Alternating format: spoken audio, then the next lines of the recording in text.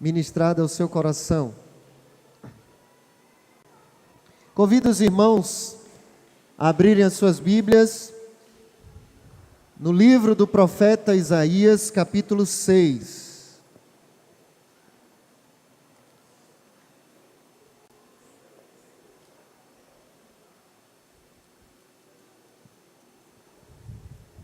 Hoje à noite, nós estaremos lançando a nossa campanha de missões mundiais.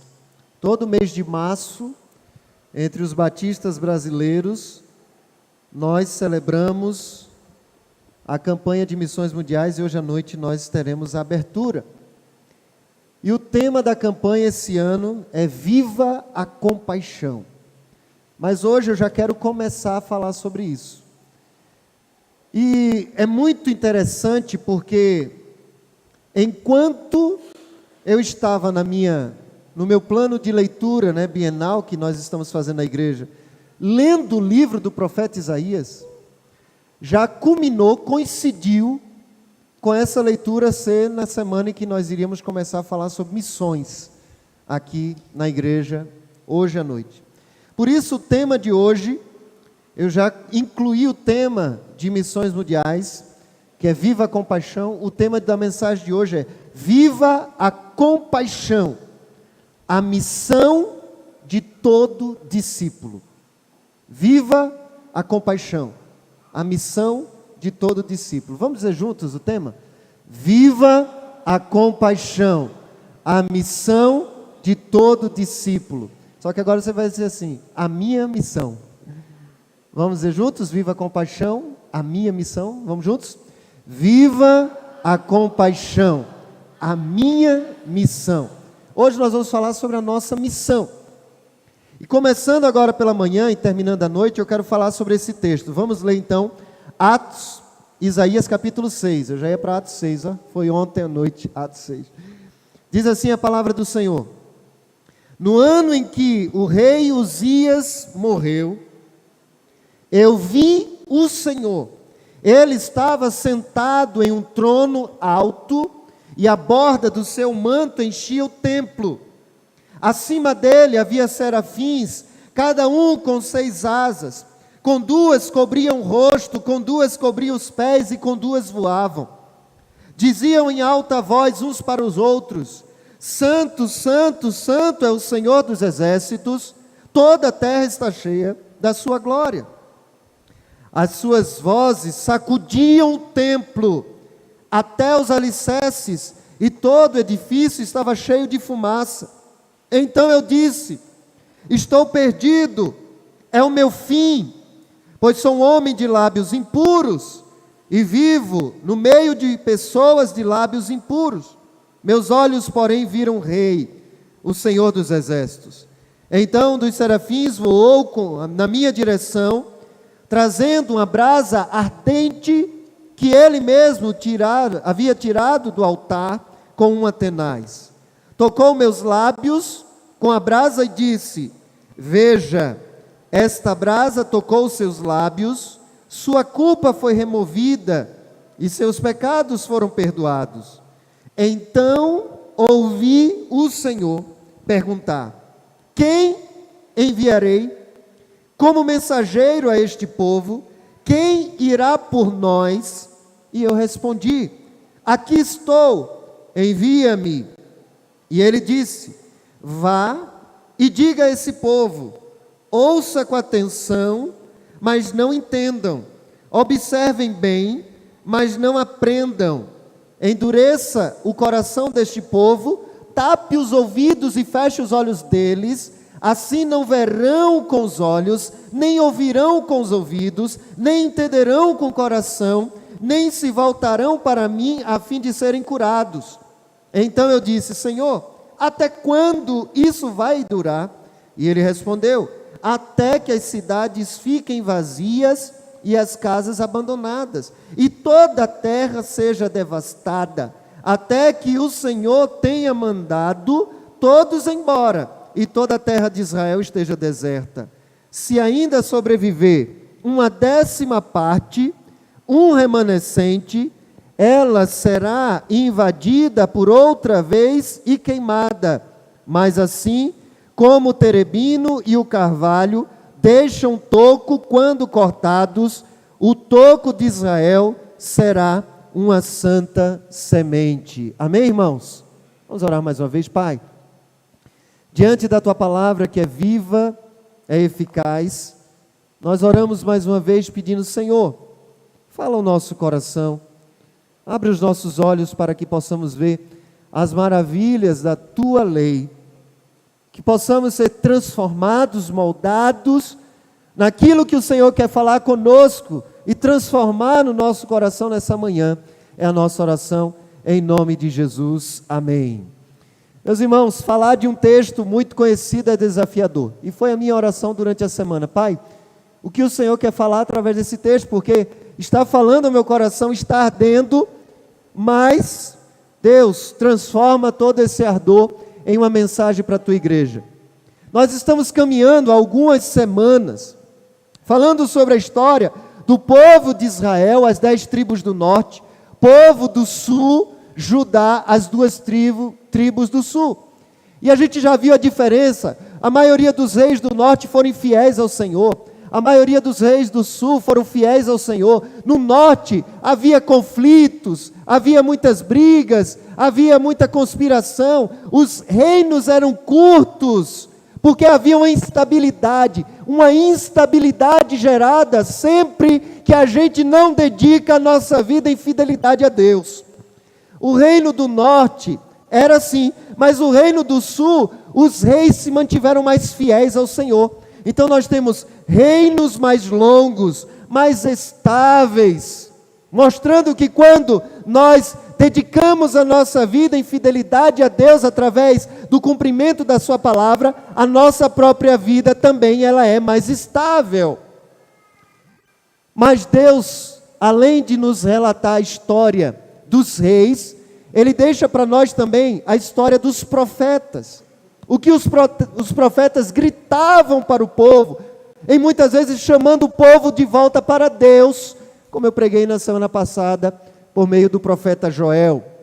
O profeta Isaías é um profeta do reino do sul, o reino de Judá, o reino que foi fiel ao Senhor, mas ele também fez muitas profecias para o reino do norte. Afinal, as 10 tribos, juntamente com as 2, formam as 12 tribos do povo de Deus. Israel, ele caiu primeiro do que Judá, o reino do sul. E o profeta Isaías viu tudo isso. Ele anunciou muitas mensagens de Deus, chamando o povo de volta para Deus, mas ele que começou seu ministério aproximadamente 740 anos antes de Cristo, ele viu o povo de Israel cair no cativeiro por causa do reino da Síria, e logo em seguida viu também, anos mais tarde, o reino de Judá. São profetas que vão gritando, voltem para Deus, para que a ruína não chegue. Mas tanto Isaías como Jeremias viram o povo não dando ouvidos e terminando no cativeiro. Um dos reis, que foi da época do rei Isaías, foi o rei Uzias. Como começa o relato no capítulo 6. No ano em que morreu o rei Uzias, os estudos mostram que o rei Uzias era parente, talvez um primo, do próprio profeta Isaías. Então, essa morte não somente foi uma morte que trouxe para Isaías uma dor terrível pela perda de um parente próximo, mas também pela perda de um rei que na época em que os reis de Israel já estavam longe de Deus, o rei Uzias foi um bom rei. Foi um rei que levou o povo para perto de Deus. Então, como profeta, é uma tragédia você ter um líder da nação, temente a Deus, mas que morreu. Quem será o próximo rei? Então, uma das coisas que começou a martelar o meu coração foi essa experiência trágica, essa experiência de dor na história do profeta Isaías. E a primeira lição que eu aprendo, eu vou falar hoje do versículo 1 até o versículo 7. No destaque do versículo 1, Isaías fala, eu vi o Senhor. No versículo 8, ele diz: eu ouvi o Senhor. Hoje de manhã eu quero falar sobre o que ele viu, e à noite, se Deus permitir, eu quero falar sobre o que ele ouviu. Mas quando eu olho para essa história, a gente percebe que o relato do capítulo 6 começa falando da morte de alguém muito próximo, de talvez uma situação em que ele estava sofrendo, a tristeza de ver um parente morto, mas um parente que era um bom rei, a possibilidade de ter o reino de Judá entregue a um rei que talvez ele não saberia como lidaria com as questões espirituais, toda essa circunstância trágica, emocional dentro do contexto do profeta, mas a história no capítulo 6 termina com Deus dando uma nova missão para o profeta. Então começamos um relato de uma tragédia e terminamos com uma missão para o profeta, uma missão de Deus. Por isso a primeira lição que eu tirei para a minha vida nesse texto é que a visão de Deus muda o rumo da nossa história, nos dando um foco na missão. A visão de Deus muda a nossa história, nos dando um foco de vida na missão. Eu até conversei ali na classe, todos nós já enfrentamos tragédias, todos nós já passamos por circunstâncias difíceis. Ontem mesmo eu experimentei uma situação aqui depois do culto. Nós fomos socorrer uma pessoa e um membro da nossa igreja saiu, já foi para casa e se deparou com a família, uma senhora com 3 crianças pequenininhas, debaixo de chuva, precisando de socorro. E aí ele voltou, me chamou, eu fui junto com ele, e quando eu me deparei com a situação, a cena que eu vi, eu me reportei à minha infância. Porque se tratava de conflito conjugal. E eu também já tinha visto os meus pais em conflitos, onde eu lembro da minha mãe, eu, meu irmão, minha irmã, a gente saía debaixo de chuva à noite, circunstâncias difíceis, e quando eu olhei a cena de ontem, comecei a reportar a minha cena, da minha vida, e o que eu estava presenciando, estava me lembrando e me trazendo uma compaixão diferenciada. E eu comecei a ver que muito do que nós experimentamos na nossa história de vida, é Deus nos preparando para ajudar a vida de outras pessoas. Todos nós passamos por tragédias, mas ou a gente vai ficar remoendo as nossas dificuldades, sofrendo, ou a gente vai pegar todo o nosso sofrimento e transformar em missão para abençoar a vida de outras pessoas. Mas o que é que muda isso? É a nossa visão de Deus. Uma visão de Deus muda o rumo da nossa história, dando um foco na missão. Deus transforma tempos trágicos em oportunidade de salvação, e Ele faz isso através de uma visão que Ele nos dá. O versículo 1 começa dizendo: no ano em que morreu o rei Uzias, eu vi o Senhor. Mas esse contexto não somente é um contexto de morte. Se você olhar o último versículo do capítulo 5, Isaías fala o seguinte: naquele dia, rugirão sobre suas vítimas, como ruge o mar. Se alguém olhar por toda a terra, só verá trevas e aflição, até a luz será obscurecida pelas nuvens. Quer dizer, todo esse contexto aqui da história de Isaías, nesse momento, é um momento de trevas, de aflição, até a luz se tornou escuridão. Por quê? E aí tem a morte do rei, mas Deus dá uma visão para Isaías. Uma visão. Ele revela algo que Isaías nunca tinha visto. Ele mostra algo dele que Isaías não conhecia. Tudo muda quando nós temos uma visão de Deus. Isaías tinha tudo para estar lamentando, mas o desfecho desse texto está na vocação do profeta para mais uma missão de Deus. Deus mostra para o profeta a realidade de um povo que precisava ouvir uma mensagem. E o profeta, ele se oferta a Deus diante dessa realidade. Lembra que Deus pergunta: quem enviarei? Ele diz: eis-me aqui. É como as circunstâncias difíceis que nós passamos. Ou nós vamos ficar apenas sofrendo com isso, ou nós vamos dizer: não, eu estou passando por isso, mas Deus está me dando a oportunidade de me preparar para abençoar a vida de outras pessoas. Eu tenho 25 anos de batismo, né? Já é jubileu de prata, de batismo. E eu tenho vivido a experiência de igreja desde pequenininho.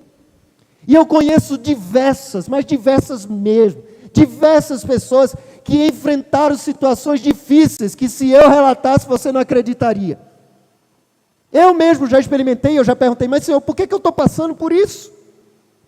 Às vezes um ano depois, anos mais tarde, eu percebo que eu encontro alguém que enfrentou uma situação parecida, e aí eu lembrei do que eu tinha passado e eu pude aconselhar aquela pessoa.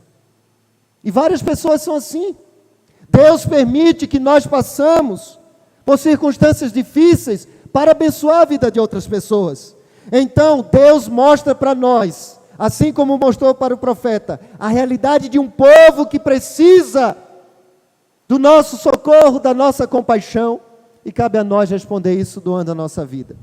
Mas também, eu vejo nesse versículo, que toda a nossa instabilidade emocional, ou toda a nossa instabilidade de vida, está no equívoco da visão que nós temos de Deus. Toda instabilidade de vida que nós temos, está no equívoco da visão que nós temos de Deus. Ou seja, nós precisamos ter cada dia mais uma visão mais clara do Senhor. Quer ver? Eu estava lendo essa semana, enquanto eu preparava essa mensagem, o Senhor me lembrou também do que eu estava lendo no Evangelho de Marcos. Olha na sua Bíblia.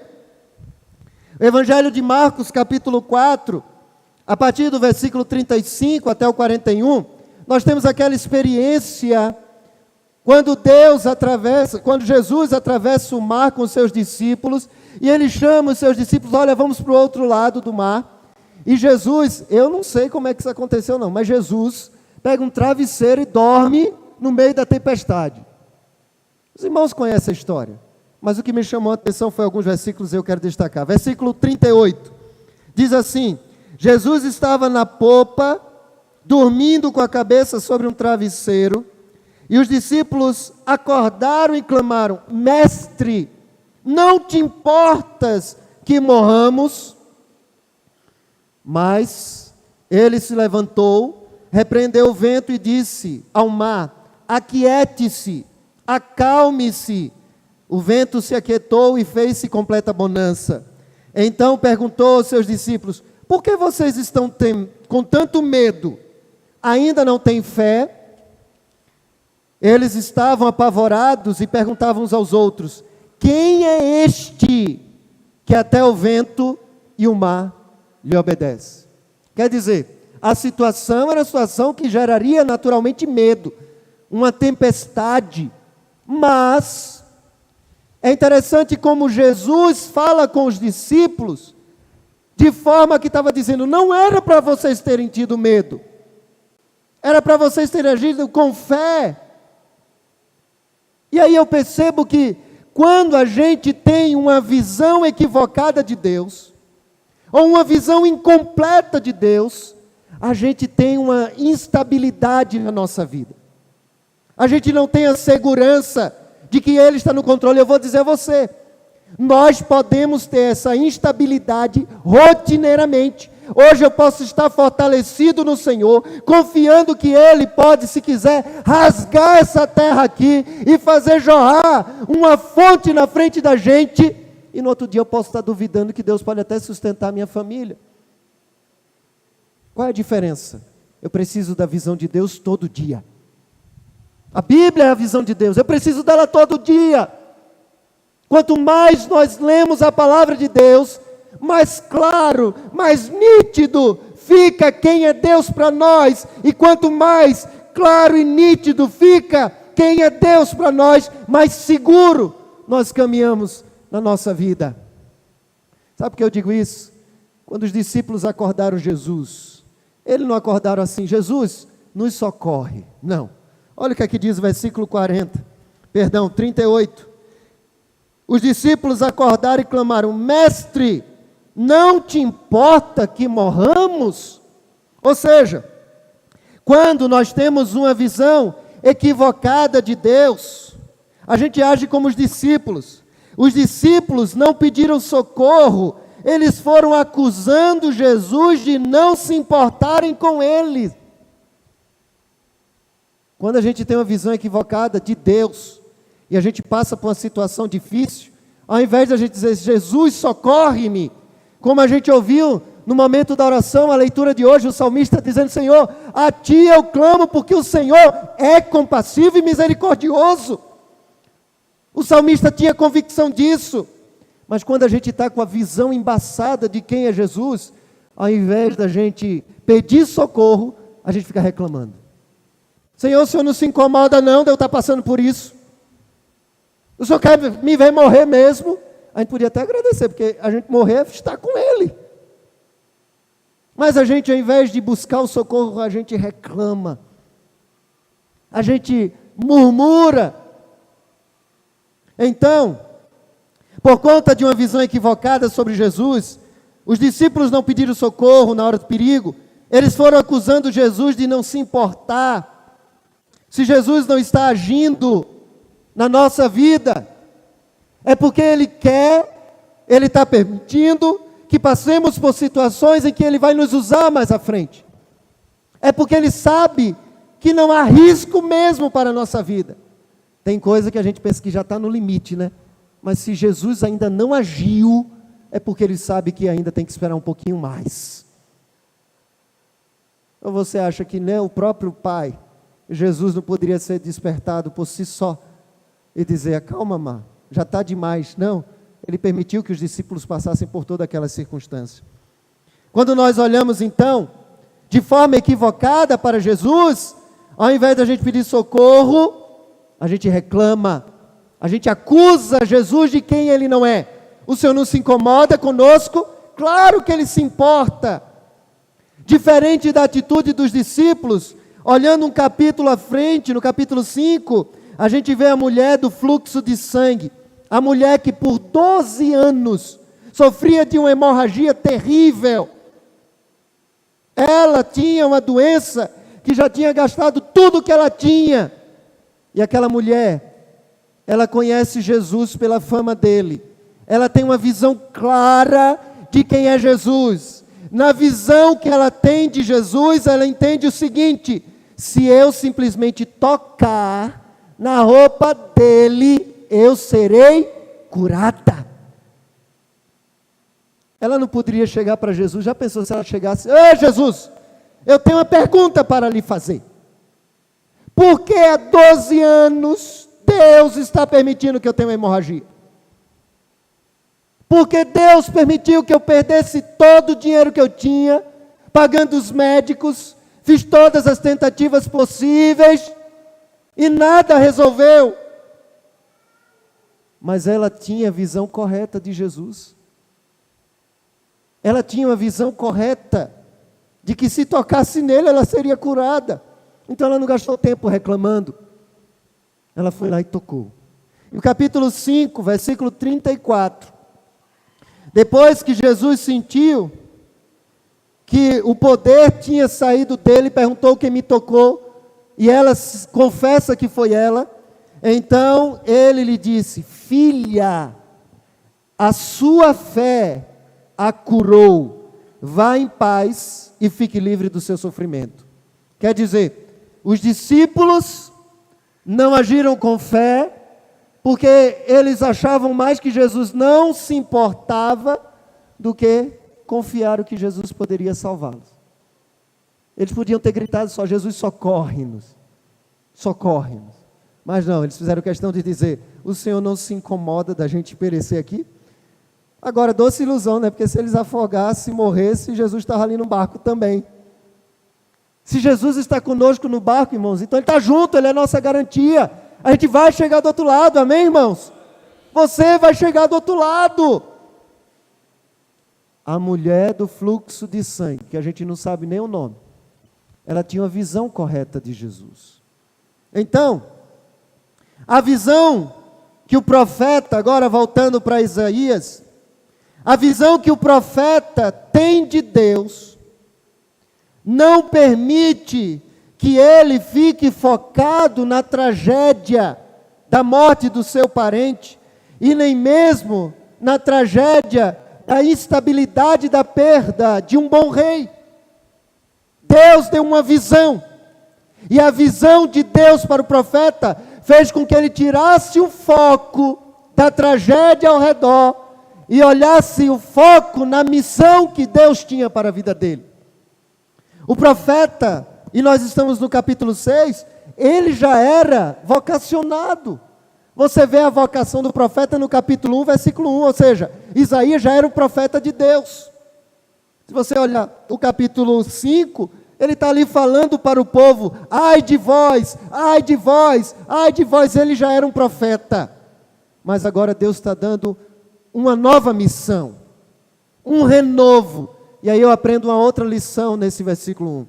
É que todo servo de Deus, de tempos em tempos, precisa de um renovo na sua vocação.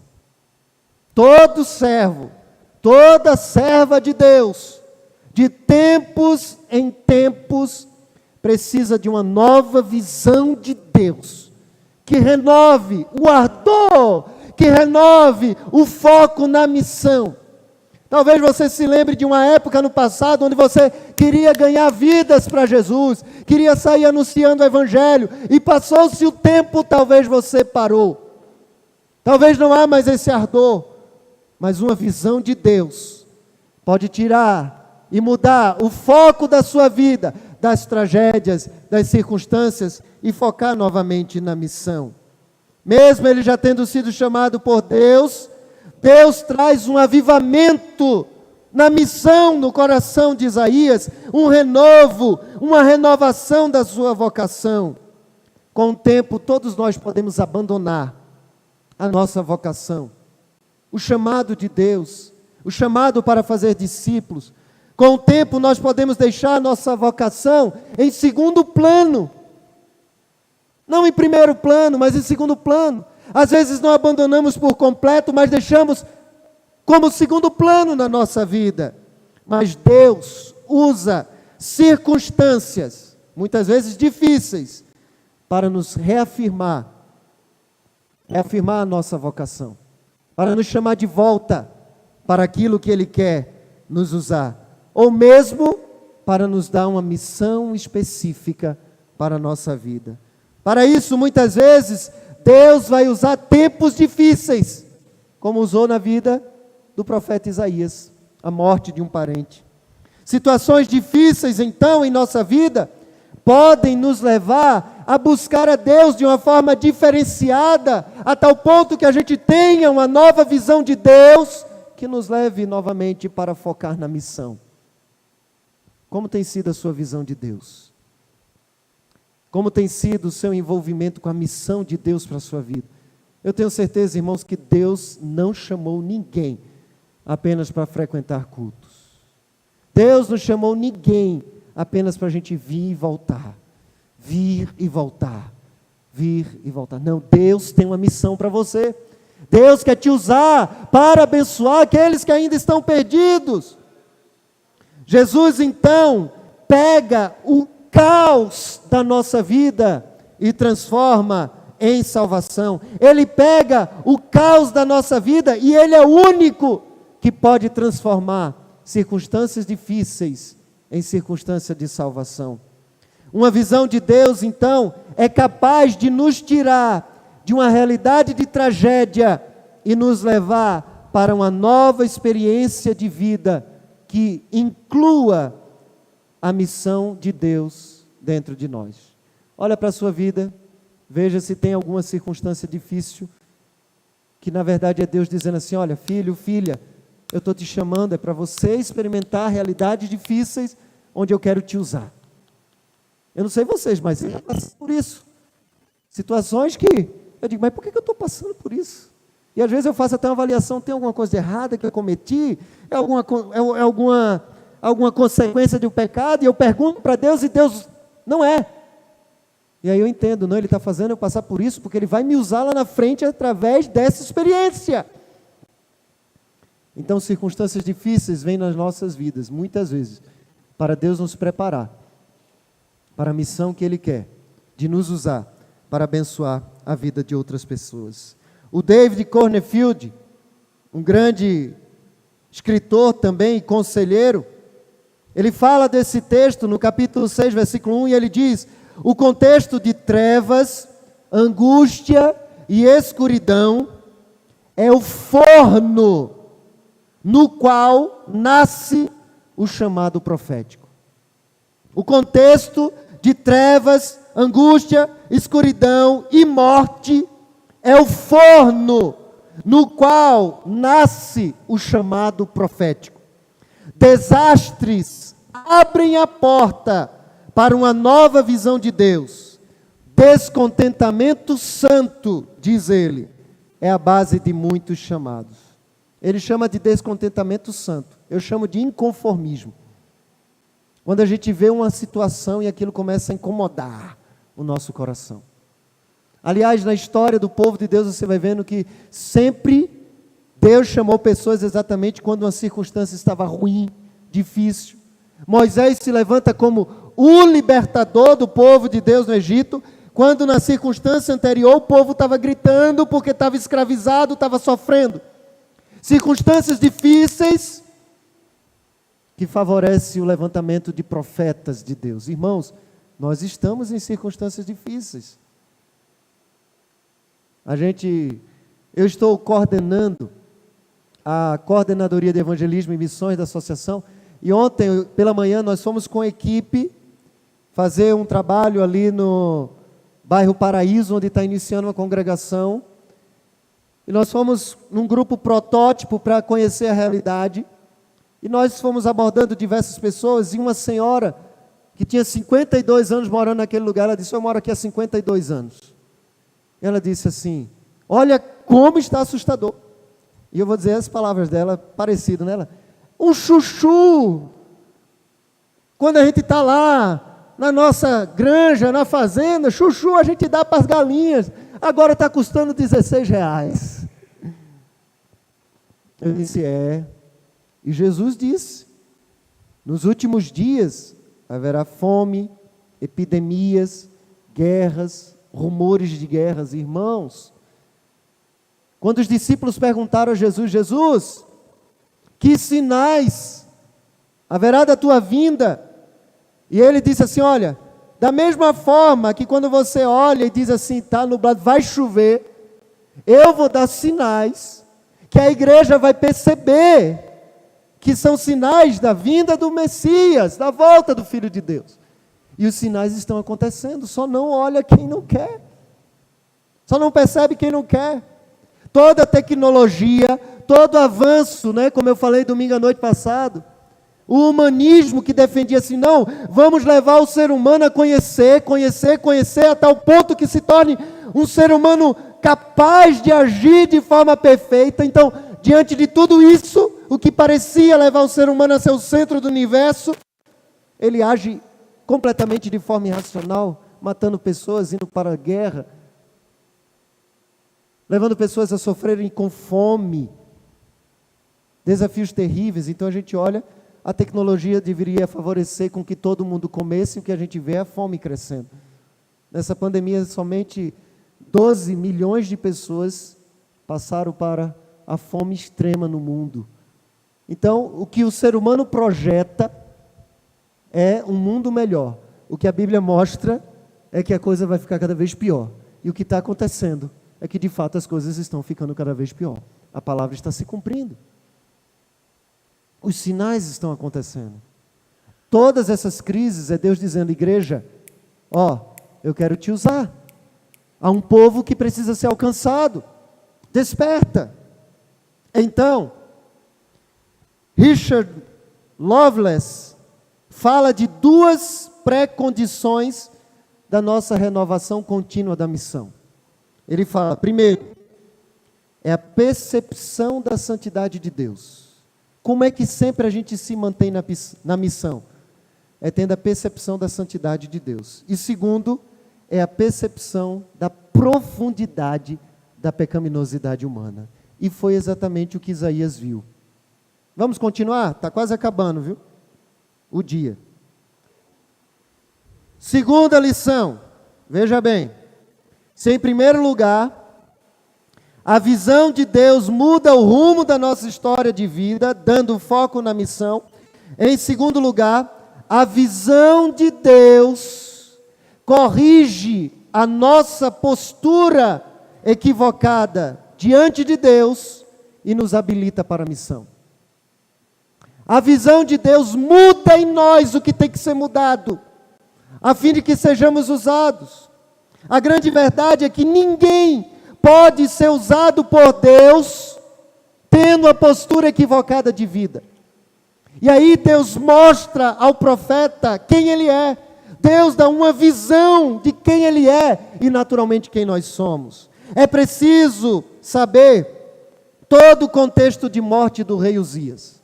Veja bem, o rei Uzias, como eu disse, foi um homem que o resumo da vida dele diz assim: e ele fez o que era certo aos olhos do Senhor. Mas dá uma espiada na sua Bíblia aí em 2 Crônicas, rapidinho. 2 Crônicas, capítulo 26. 2 Crônicas, capítulo 26, a partir do versículo 16.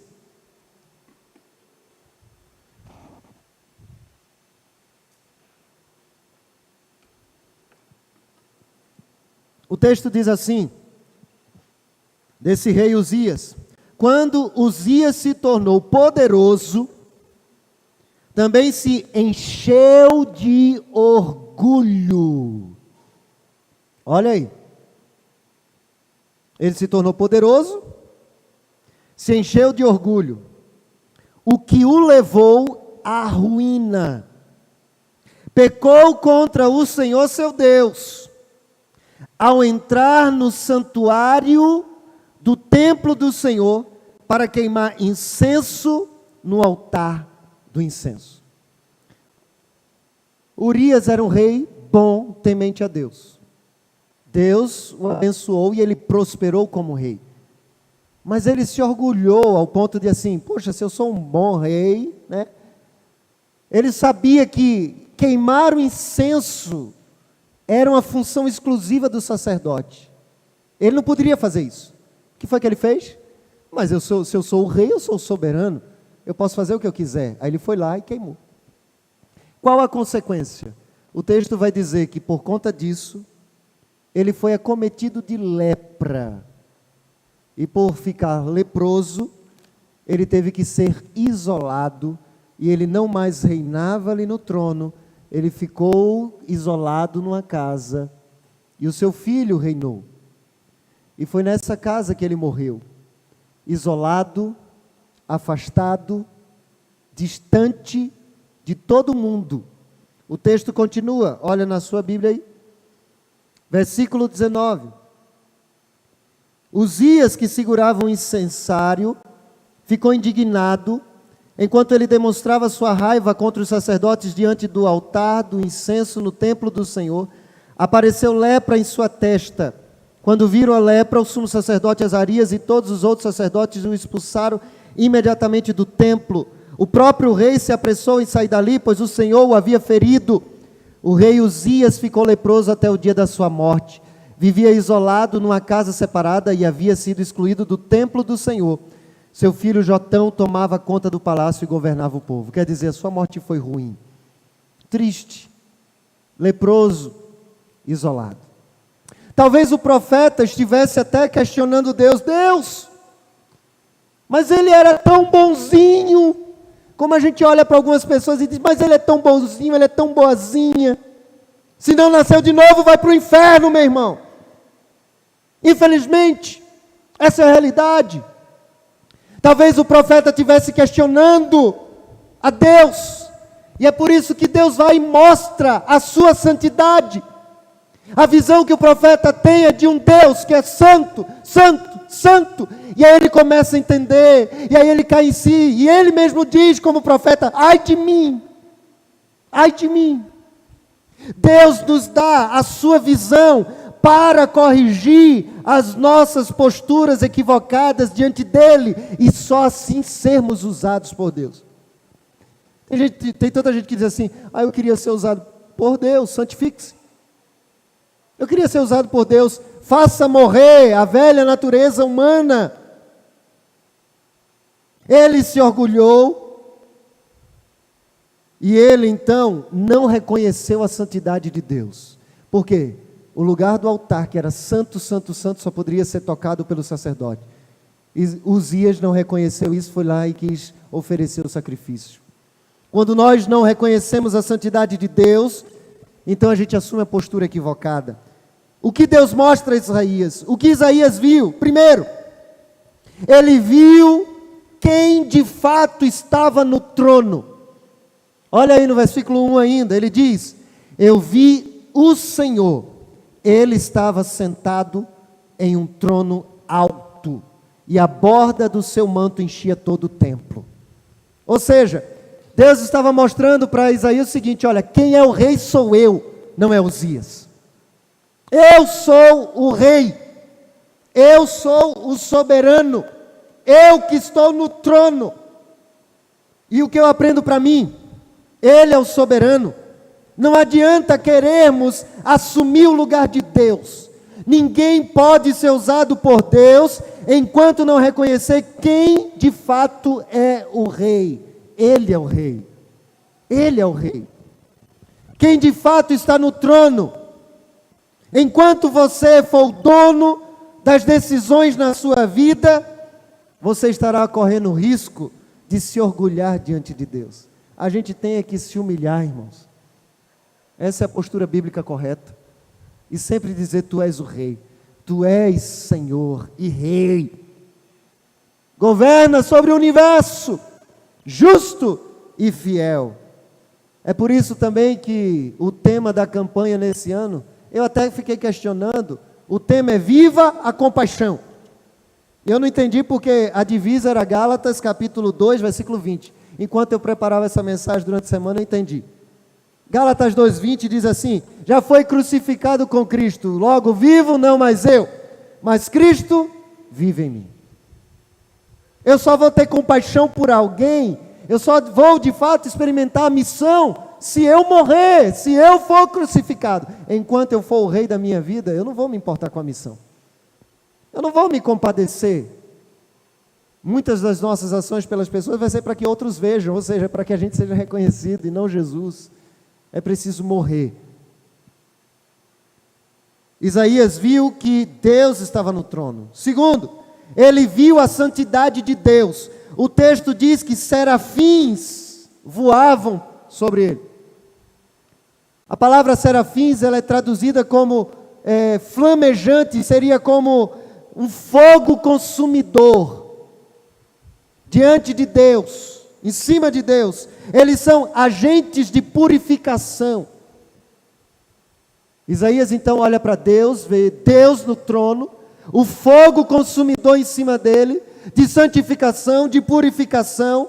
Esses serafins voavam com 6 asas, com 2 cobriam os pés, com 2 cobriam o rosto e com 2 voavam. Cobrir os pés tem a ver a gente reconhecer a santidade de Deus.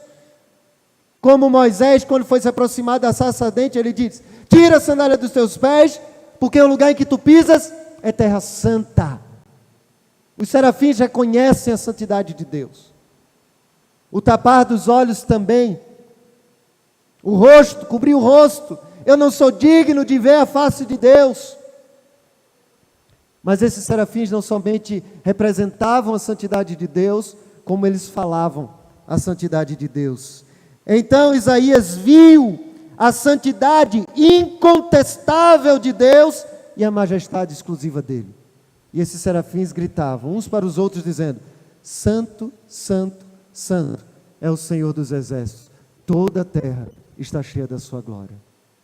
A visão de Deus, ela muda em nós o que precisa ser mudado, para que a gente seja usado na missão. Então, o versículo 5 diz assim: então eu disse, estou perdido, é o meu fim, pois sou um homem de lábios impuros. Nesse sentido, a gente pode ver que quanto mais nítida é a nossa visão de Deus, mais nítida será a percepção da nossa pecaminosidade.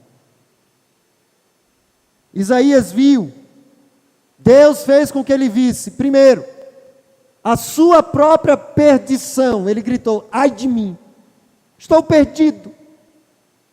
Se você olha para o capítulo 5, o profeta está o tempo todo: ai de vós, ai de vós, ai de vós, ai de vós. Quando ele viu Deus, ele disse: ai de mim. É que nem a gente, né? A gente acha que todo mundo é pecador. Olha, aquele ali, misericórdia. Quando a gente vê Deus mesmo, ele diz: está todo mundo salvo, eu que estou perdido. Eu é que careço da graça de Deus. Ai de vós, ai de vós. Ele viu Deus: ai de mim, ai de mim. Mas ele não só viu isso, ele não só viu o quanto ele estava perdido, mas ele também viu o grau, a profundidade da sua pecaminosidade. Ele disse: sou um homem de lábios impuros. E aí veja que é muito interessante, são pecados específicos. Ele não disse apenas: sou pecador. Quando ele teve a visão clara de Deus, ele teve a visão específica dos seus pecados. Pecados específicos é o meu lábio, os meus lábios que são impuros. Ai de mim, é a minha visão que hoje é impura. Ai de mim, é a minha mente. Precisamos parar de confessar pecados como balaio de gato. Senhor, perdoa a multidão dos meus pecados. Qual multidão, meu irmão? Se é multidão, então compra uma resma de folha, 500 dá, e vai escrevendo, meu irmão. Mas confessa um por um. A falta de reconhecimento de nossos pecados é um indicador da nossa falta de visão de Deus. Tem gente que acredita que não é pecador, sabia? Eu também ontem me deparei com a senhora que eu abordei, falei com ela: tudo bem, tudo bem. Perguntei um pouco da vida dela com Deus e vi, pelo que ela falou, que mais ou menos, né? Mas eu perguntei: a senhora está preparada para Jesus voltar? Estou. É mesmo, desse jeito. Eu fiquei pensando: desse jeito. Gente, a própria palavra de Deus diz que tem gente que acha que não tem pecado. E aí em 1 João 1,10 ele diz: se afirmarmos que não pecamos, chamamos Deus de mentiroso e mostramos que não há em nós lugar para a sua palavra. A palavra de Deus tem tido lugar na sua vida, meu irmão? Sabe o que é que Isaías percebeu? Ele disse assim: ai de mim que sou um homem de lábios impuros. Mas ele também disse assim: e eu habito no meio de um povo de impuros lábios. O que ele percebeu é que ele era tão pecador como os que estavam ao redor dele. E às vezes a gente está na igreja, a gente não acha que a gente é melhor do que os que estão lá fora. Sim ou não? Ou só sou eu que sou tão pecador assim? Eu sei que eu sou, gente. A gente se acha melhor. Mas a grande verdade é que eles precisam da graça de Deus, assim como nós precisamos. É claro que quem já nasceu de novo é um pecador regenerado e salvo, liberto do pecado, mas ainda peca. E eles estão perdidos. Mas, quando a gente reconhece isso, a gente vê que eles estão tão mortos como um dia nós já estivemos espiritualmente. Eles estão tão escravizados como um dia nós já estivemos também. Eles estão tão perdidos como um dia nós já estivemos. Eles precisam tanto de Deus como um dia nós precisamos. A falta da percepção da pecaminosidade do povo ao nosso redor é uma marca do nosso distanciamento de Deus. O profeta Isaías viu a nossa igualdade de pecaminosidade. Somos tão pecadores, tão impuros como eles.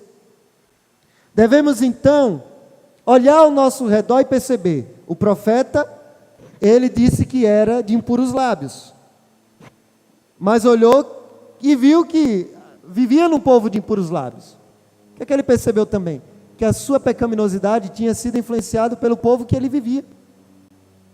Nós precisamos parar um pouquinho e dar uma olhada e perceber que tipo de pecado na nossa região é mais comum. E perguntar: será que isso não tem me influenciado?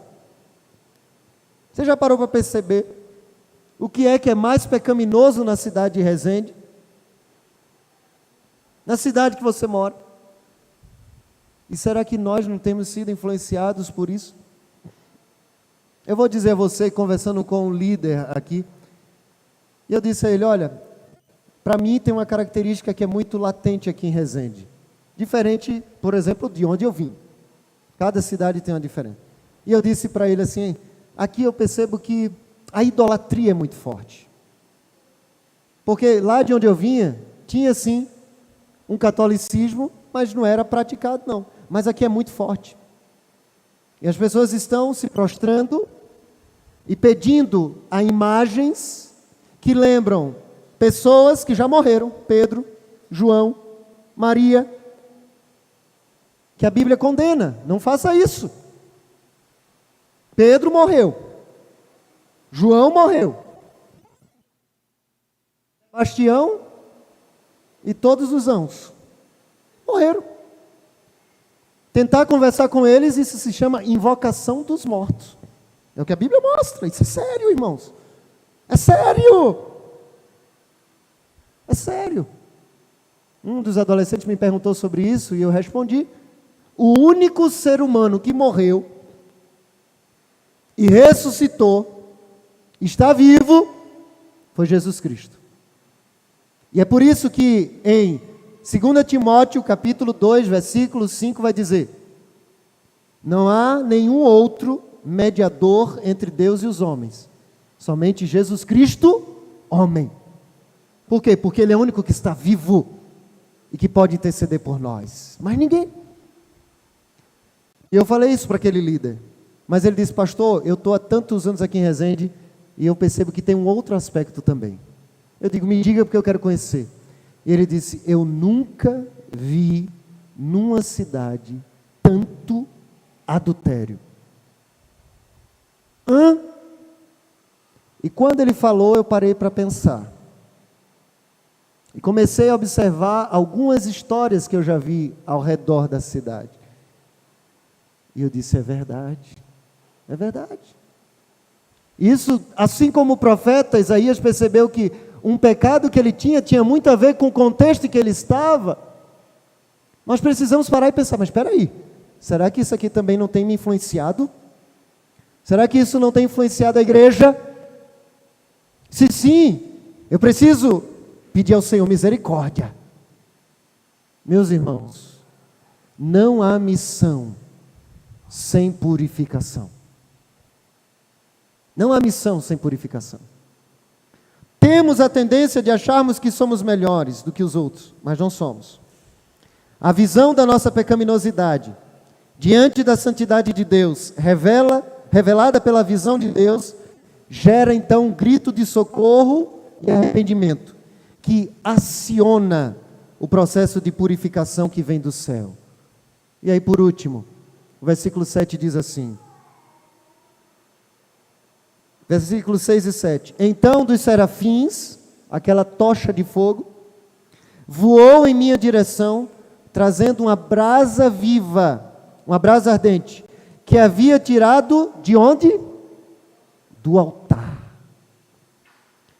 E tocou nos meus lábios com a brasa e disse, veja, essa brasa tocou os seus lábios, sua culpa foi removida e os seus pecados foram perdoados. Olha que coisa extraordinária. Primeira coisa que a gente aprende aqui é que o pecado que Isaías constatou foi lábios impuros. O pecado que ele confessou foi lábios impuros. E o pecado que Deus tratou na vida dele foi o quê? Os irmãos estão na dúvida? Qual foi o pecado que Deus tratou na vida de Isaías? A brasa tocou onde, irmãos? Os lábios. Pecados específicos, confessados especificamente, tratados especificamente. Para de tratar pecado por atacado. Atacado só para fazer compra, irmãos, para ter desconto. No reino não, tem que ser ali, no varejo, um por um. É muito interessante porque o anjo tira a brasa do altar. E essa expressão aqui, no versículo 7, sua culpa foi removida, seus pecados foram perdoados. A palavra no original quer dizer expiados, ou seja, Expiação significa alguém pagou no seu lugar. E esse alguém foi Jesus Cristo. Amém, irmãos? Ele pagou. Hoje a visão de Deus está revelada aqui, na Bíblia. Está revelada na encarnação, o Filho veio até nós, está revelada na Sagrada Escritura. Se você quer ter a visão de Deus, como Isaías teve, não fica esperando, cadê o anjo? O pastor falou de serafins, aí queima um poste, o cara vê fogo e acha que é um anjo. Está aqui a visão de Deus. Aqui está a visão de Deus. Você quer ter a sua vida mudada, as tragédias serem transformadas em missão? Olha para a visão de Deus. Você quer ter a história da sua vida mudada, tudo que precisa ser mudado? Olha, não tira o olho da visão de Deus. Hoje o que Deus está te chamando você, é para você se envolver com a missão dEle. A pergunta é, o que a visão de Deus tem impactado a sua vida? Vamos orar? Feche seus olhos nesse instante. Senhor, nós estamos diante de Ti, pedindo a Tua misericórdia. Nós não queremos nos confundir e ficarmos, ó Deus, ocupados com circunstâncias difíceis, enquanto o Senhor tem uma missão para nós. Mas também não queremos, ó Deus, ocultar os nossos pecados, enquanto o Senhor nos revela a Tua visão, a fim de que os confessemos e sejamos perdoados. Que nesta manhã seja assim, para a honra e para a glória do Teu santo nome, é a nossa oração, em nome de Jesus. Amém.